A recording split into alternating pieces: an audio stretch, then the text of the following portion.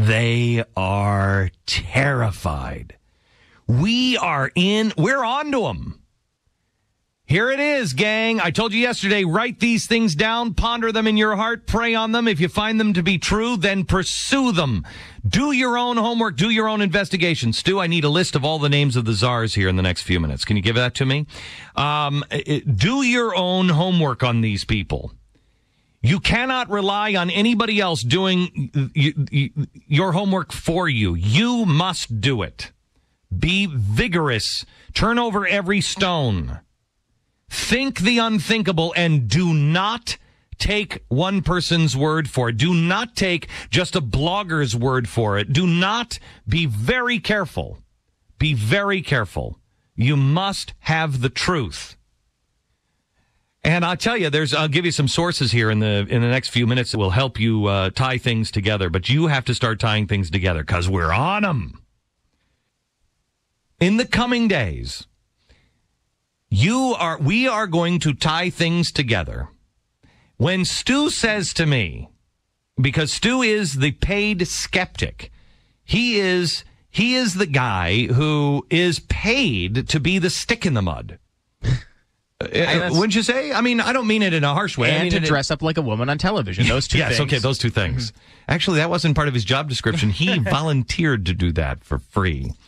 Not even on television. I will tell you, when Stu says to me, this is a rock solid case. Rock solid. That when you release this and when you show this, everyone will understand. Am I misquoting you? No. I would say that's at least the sentiment. Yeah. I mean, it is. It's that good. Rock solid. Pat? Yeah. when we're going on vacation next week, and the only reason why I'm not laying this case out tonight is because once I lay it out, there ain't gonna be any room to breathe. You just pin them to a wall and just keep pummeling them with the facts. And so I don't want to go on vacation next week after I lay it out for 2 days. No time for regrouping. Sorry. But when we have it all the T's crossed and all the I's dotted, look out. Look out. Now, I will tell you this, that is going to escalate there. But let me tell you, I know it. I know it with everything in me. They are terrified. They are definitely feeling the heat at this point. They're terrified. Their actions tell that story. But you know what? Because they cannot lose. They know they've been working so hard and they are unwilling to lose. They're unwilling to lose, their position, their money, their whatever. Let me ask you this. One reason why I did like George Bush overseas is because a lot of people overseas thought the guy might be nuts.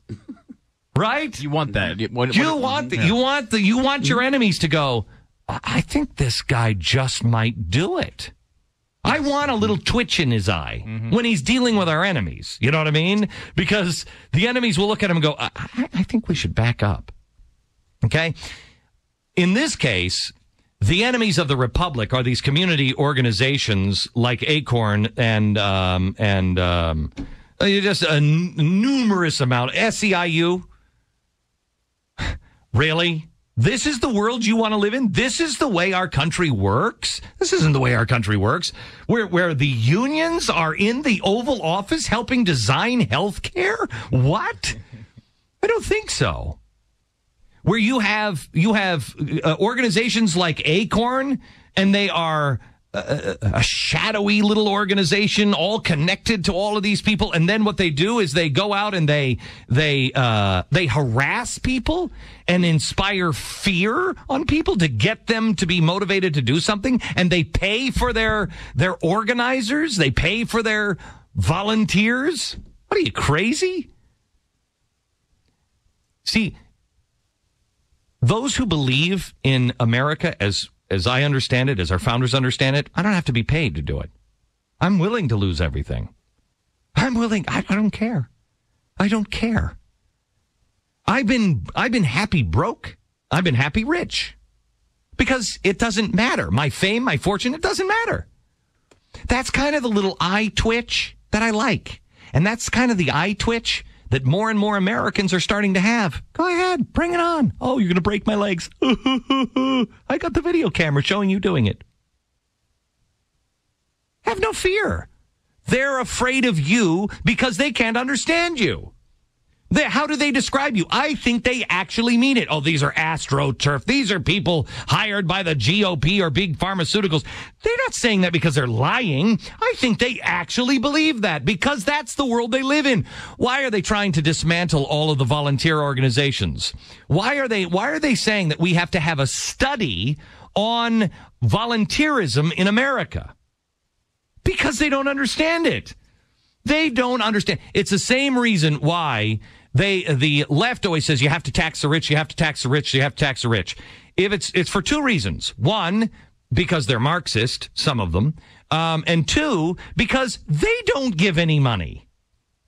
You tell me how many, I'd love to see a comparison of how many rich conservatives have built hospitals versus the rich liberals that have built hospitals versus the number of rich liberals that have built museums versus the rich conservatives that have they're all in for saving the art. Oh, I got to build a big museum. Oh, I got to have a ballet school. But the conservatives will build hospitals. The difference is art and people. And their people, generally speaking, and poll after poll after poll after poll shows this, research study after research study shows this, the more giving, the more conservative. They have to be paid to do it. We don't. We don't. We do it because we believe it. Oh, they're mercenaries. If this were a battle, which it is, just without guns. If this were a battle, which side would you bet on? The side that actually believes it? The side that is like, yes, and we have God on our side because this land was founded through divine providence? Or the people who have to organize, bully, and intimidate or pay their soldiers? There's not a chance they win. There's not a chance they win unless you buy into the lie that you're alone. That you're outnumbered. Gosh, is it a coincidence that the 9/12 project was what?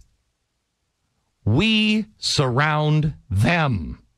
Don't ever lose sight of that. We surround them. And they are freaking out. Otherwise, they wouldn't be pumping millions of dollars into ads. You watch, ad campaigns are coming. Millions of dollars of ad campaigns are coming your way. Pro-healthcare. They wouldn't be turning up the machines to make sure they destroy people. They wouldn't be calling you crazy. They'd be talking about the facts. They wouldn't call you crazy people. They wouldn't call you, hate mongers. They certainly would never call people who stand up and say, hey, I have a real concern about healthcare. They wouldn't be calling them racists.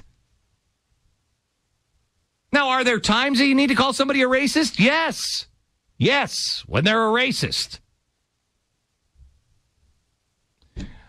Is everybody a racist? Are only white people racists? What is that?